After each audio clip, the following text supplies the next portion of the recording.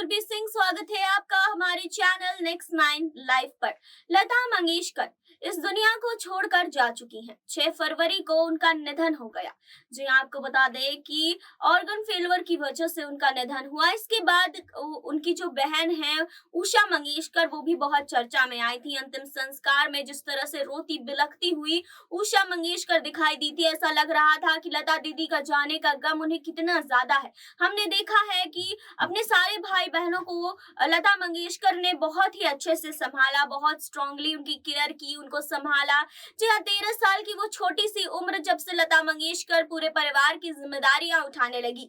जी हाँ, तो उसमें एक उषा मंगेशकर भी उनकी बहन है जो बहुत अच्छी संगीतकार हैं और काफी ज्यादा प्रसिद्ध हैं। आज हम उनकी जिंदगी के बारे में बात करने वाले हैं। आज आपको बताएंगे उषा मंगेशकर ने अपनी जिंदगी में कितना कुछ झेला है, क्योंकि लता मंगेशकर के साथ यहाँ पर उषा मंगेशकर का भी नाम जुड़ा हुआ है। बहुत कम लोग हैं जो उषा मंगेशकर की जिंदगी के बारे में जानते हैं। तो आज हम आपको उषा मंगेशकर से जुड़ी कुछ बातें आपको बताने वाले हैं, क्योंकि वो लता मंगेशकर की बहन है और हमेशा चर्चा में रही हैं। बहुत कम लोग हैं जो उनको जानते हैं, लेकिन आज हम इस रिपोर्ट में हम उनके जीवन से जुड़ी कुछ खास बातें आपके लिए लेकर आए हैं, आपको बताएंगे, लेकिन यहाँ नहीं, आगे इस रिपोर्ट में। स्वर कोकिला लता मंगेशकर की छोटी बहन उषा मंगेशकर को हमने देखा कि वो अंतिम संस्कार में कितनी ज़्यादा बेसुध दिखाई दे रही थी, क्योंकि कहीं ना कहीं लता मंगेशकर के बहुत करीब रही थी उषा मंगेशकर।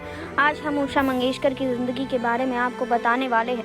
आपको बता दें कि उषा मंगेशकर का जन्म 15 दिसंबर 1935 को मध्य प्रदेश में हुआ था। उषा ने अपने सिंगिंग करियर में हिंदी, मराठी, बंगाली, भोजपुरी, नेपाली, आसामी और कन्नड़ सभी भाषाओं में गाना गाया है। उषा मंगेशकर ने बॉलीवुड फिल्म सुबह का तारा में मेरी बड़ी भाभी आई से डेब्यू किया था। जी हाँ, तो आपको बता दें कि उषा के पिता का निधन बचपन में ही हो गया था, ये हम सब जानते हैं। ऐसे कि परिवार की जिम्मेदारियों को उठाने के लिए घर की बड़ी बेटी लता मंगेशकर ने गाना शुरू किया और इसके बाद उनकी बहन आशा और उषा ने भी धीरे धीरे गाना शुरू किया। उषा ने प्लेबैक सिंगर के तौर पर 1935 में अपने करियर की शुरुआत की। जी हाँ, उन्होंने कई लो बजट फिल्मों में भी गाना गाया, लेकिन उनके काम को पहचान 1975 में आई फिल्म जय संतोषी माँ से मिली थी। इस फिल्म में उन्होंने मैं तो तेरे आरती उतारू गाना गाया था। इस गाने से उन्हें रातों रात स्टार बन गई थी वो। उषा मंगेशकर ने 60 साल की उम्र तक सिंगिंग की। उन्होंने 1992 में दूरदर्शन पर म्यूजिकल ड्रामा फूलवती को प्रोड्यूस किया था, जिसकी कहानी बाबा साहेब पुरंदरे पर आधारित थी। वहीं लता मंगेशकर के अंतिम संस्कार में जब सारे लोग शामिल हुए, उनकी अंतिम यात्रा शिवाजी पार्क के लिए निकाली गई। उनके पार्थिव शरीर को फूलों से सजे ट्रक में लाया गया। इस समय उनकी छोटी बहनें आशा और उषा एक साथ रहे। दोनों के चेहरे पर दीदी को खोने का गम साफ दिखाई दिया। वहीं दूसरी ओर शिवाजी पार्क में लता जी के अंतिम संस्कार को किया गया। बता दें कि लता जी को श्रद्धांजलि देने बहुत लोग आए थे, जिसमें अमिताभ बच्चन, श्वेता बच्चन, नितिन मुकेश, उर्मिला मातोंडकर, जावेद अख्तर, अनुपम खेर और भी सारे लोग थे। लता मंगेशकर का पार्थिव शरीर जिस ट्रक से शिवाजी पार्क लाया जा रहा था, उसमें उनके साथ दोनों आशा और उषा भी थी। वे पल भर के लिए भी अपनी दीदी को अकेला नहीं छोड़ रही थी। आपको बता दें कि लता मंगेशकर के अंतिम दर्शन करने बड़ी संख्या में लोग शिवाजी पार्क पहुंच चुके थे। यही नहीं, आपको बता दें कि पीएम मोदी भी यहां पर पहुंचे थे। लता मंगेशकर के पार्थिव शरीर को तिरंगे में लपेट कर ले जाया गया था। जी हां, यहां पर आपने देखा होगा कि किस तरीके से लोग लता मंगेशकर को लेकर जा रहे थे। वहीं आपको बता दें कि परिवार की सबसे बड़ी थी लता मंगेशकर। जी हाँ, भारत रत्न लता मंगेशकर के पिता दीनानाथ मंगेशकर खुद संगीत के क्षेत्र से जुड़े हुए थे। इसी का प्रभाव उनके बच्चों पर भी हुआ। दीनानाथ मंगेशकर के परिवार में उनकी बड़ी पुत्री लता और उसके बाद मीना, आशा और उषा और हृदयनाथ है। आपको बता दें कि दीनानाथ मंगेशकर का निधन अल्प आयु में ही हो गया था, लेकिन इसके बाद उन्होंने अपने सभी संतानों में संगीत के क्षेत्र में एक अलग मुकाम हासिल किया।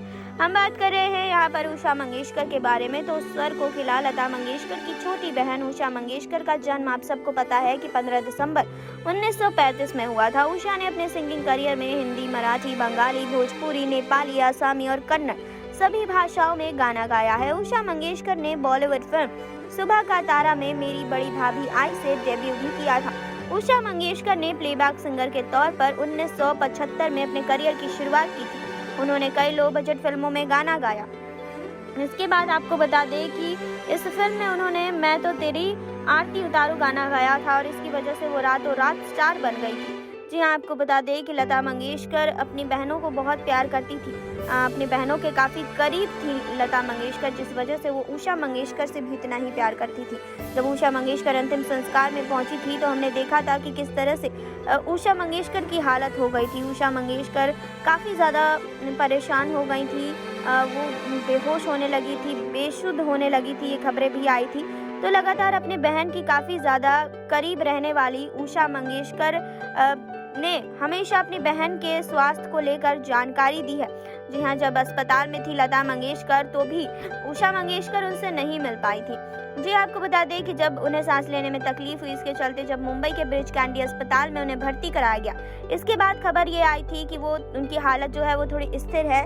तो इसमें एक बयान जारी किया गया था जिसमें बताया गया था कि वायरल के चलते सांस लेने में दिक्कत हो रही थी, जिसकी वजह से उम्र का ख्याल रखते हुए उन्हें हॉस्पिटल में एडमिट कराया गया। लेकिन धीरे धीरे उनकी तबीयत और भी ज़्यादा बिगड़ती चली गई। वहीं आपको बता दें कि जिस हॉस्पिटल में उन्हें भर्ती कराया गया, इसके बाद उषा मंगेशकर ने मीडिया से बात की और बताया कि लता दीदी अब 90 वर्ष की हो चुकी हैं, लेकिन वो ठीक हैं। डॉक्टर ने हमसे कहा है कि हम उन्हें जल्दी घर ले जा सकते हैं, लेकिन हमने उनकी उम्र को देखते हुए उन्हें अस्पताल में 1-2 दिन और रखने का फैसला किया। उन्होंने कहा कि लता जी को उसने वायरल फीवर और पेट की समस्या थी और आजकल दवाएं और तकनीक अच्छी है, इसीलिए ये काम करती है।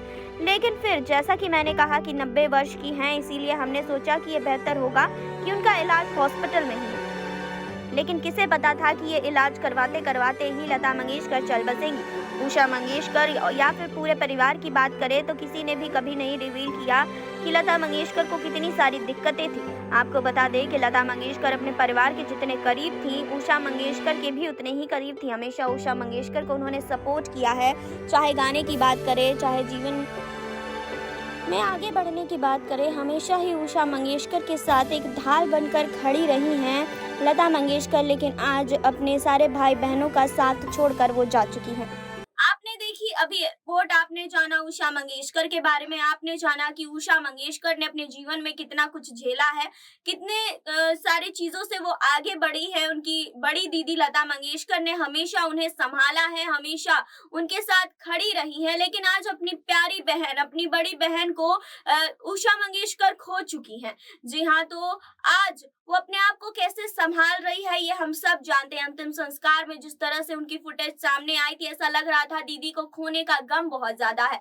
तो आप इस रिपोर्ट पर क्या कहना चाहते हैं, कमेंट बॉक्स में हमें बताइए। जुड़े रहिए हमारे साथ, लाइक कीजिए, सब्सक्राइब कीजिए, बेल आइकन दबाना बिल्कुल ना भूलें।